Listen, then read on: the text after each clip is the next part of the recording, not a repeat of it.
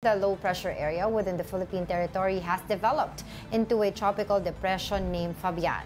As of 8 a.m., Fabian was seen some 145 kilometers west of Sinait, Ilocos Sur. It is expected to exit the Philippine Area Responsibility in the next 24 hours. Meanwhile, another tropical cyclone is expected to enter PAR by Sunday or Monday. As of this morning, Tropical Storm Podul remains far from the Philippine landmass.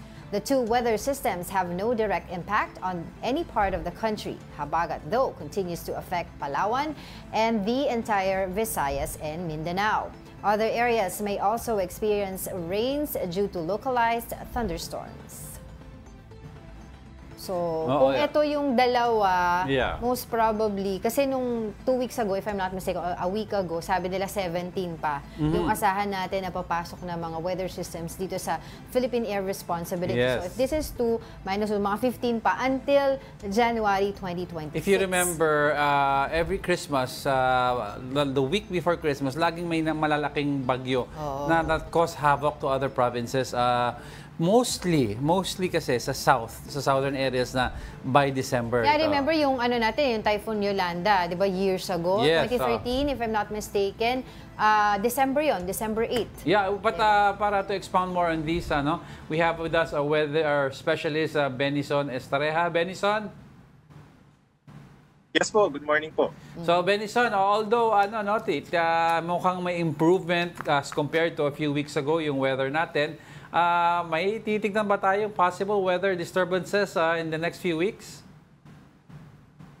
Well, sa ngayon po, meron na actually itong ating monitor po na low pressure area. As of 8 in the morning, dito sa West Philippines ay naging tropical depression Fabian. Pero inaasahan din po na lalayo ito ng mabagal sa ating kalupaan, and possible by tomorrow early morning po ay nakalabas na ito ng ating PAR. So kung babasihan po natin yung ating latest satellite animation, is wala namang direct effect at maliit lamang itong si Bagyong Fabian. Samantala yung isa naman po, si Tropical Storm Podul, international name po ito, ay posibleng pumasok naman ang ating area of responsibility pagsapit po ng Sunday evening or Monday morning. At ito naman yung papangalanan po natin na Goryo, or magiging second na bagyo for the month of August. Yung nakikita nating movement nitong si Bagyong Podul sa ngayon, pa-westward, and possibly pagpasok niya ng PAR, kikilos po siya westward pa rin or moving towards extreme northern Luzon. So most likely, maapektuhan yung outer cloud bands, itong extreme northern Luzon pa rin by middle of next week. And hindi pa rin natin inaalis yung chance po na magkaroon ng paghila ng habagat. Pero yung enhancement po sa ngayon, for this Bagyong Podul is mababa pa naman po. But Benison, speaking of habagat, napansin nga natin medyo may paghina siya in this past weeks. Anong dahilan nito? And asahan ba natin na lalakas ulit ang habagat? Kailan ba matatapos ang habagat? Yes, naging kakaiba po yung behavior ng habagat natin for now at sa mga susunod na araw as compared po nung buwan ng Hulyo, dahil nga during that time kasi napaka-active po ng ating Pacific Ocean, napakaraming mga cloudiness, moist ang ating hangin sa paligid ng Philippines. So yung tendency po natin is magkaroon talaga ng maraming kaulapan dulot po ng habagat. Last in-enhance po ito ng mga bagyo.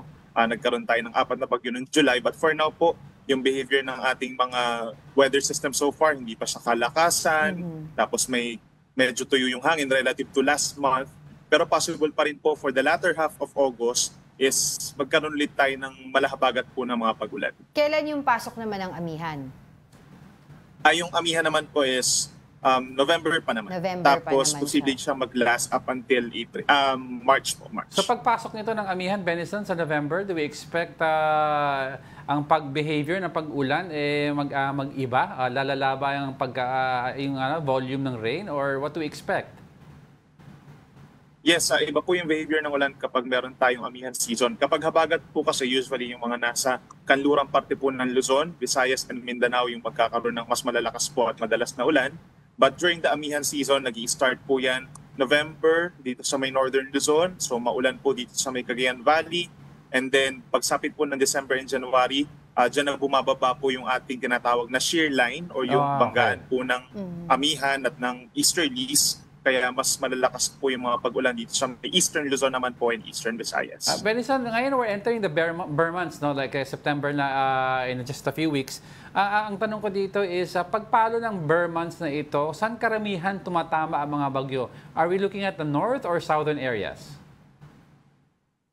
For August, September, and October, medyo mataas pa po yung tinatrack nyo ng mga bagyo natin na pumapasok ng PAR, no? Usually po dito sa may Luzon. But then pagsapit po ng November up until January, possible na mas bumaba pa ito. Minsan bumababa ito dito sa may Eastern Visayas and then Caraga region. Then tatawirin po yung Visayas, Palawan area. Kaya mas delikado kumpara nitong panahon ng tag-ulan, mas delikado kung ang pag-uusapan natin ay yung landfalling ng mga bagyo tuwing last 2 months po ng year na to. Oo. Mas mas mahangin, kumbaga. Tama ba? Or Apo, ramdam yung epekto ng hangin at saka po yung ulan. So does it follow ba, Benison, pag mas mataas ang storm signal, pag mas malakas ang hangin, mas mahina ang ulan dahil parang pinapalo ng hangin daw yung rain droplets bago tumama sa ground? Yung basihan po ng kalakasan or kahinaan ng bagyo talaga is hangin. So kapag po sabihin natin na mahina ang bagyo, mahina yung hangin. Pero pag malakas yung bagyo, such as typhoons and super typhoon, malakas po yung dala niya na hangin. Regardless po yan sa dami ng ulan na ibubuhos nito. No? So merong mga tropical depression lamang or mahinang bagyo na malakas po ang dinadalang ulan. No? Whereas for super typhoon and typhoon, most likely po malakas talaga yung dala-dala nitong ulan. Benison, last question na on my end. Yung sa mga areas natin dito sa bansa na talagang tinamaan ng malalakas ng ulan this past weeks, since June, July, kasama na nga ang Metro Manila, meron ba silang time na, kasi until now, baha pa rin no? So may time ba na makapag-subside yung mga baha, hindi mo nauulanin yung mga areas na yon? Kung ang pag-uusapan po natin is may experience ba ulit nila yung naranasan nila in the past few weeks, then at least po in the coming weeks po, at least in the next 2 weeks, hindi naman po, no. We're seeing na mas iiral po yung magandang panahon and then meron lamang mga isolated na ulan. Kung meron mang mga habagat, hindi naman po siya nagpa-persist ng few days, no, usually mga 1 or 2 days. Salamat naman. Like 2 weeks ago, nag-persist siya ng 1 linggo, Benison. Yes, more than a week. So may improvement now. Thank you, Lord. Para may time for recovery, no? Kasi grabe din yung mga nasalanta ng bagyo. With that, maraming salamat sa iyong oras, our weather specialist Benison Estarehan.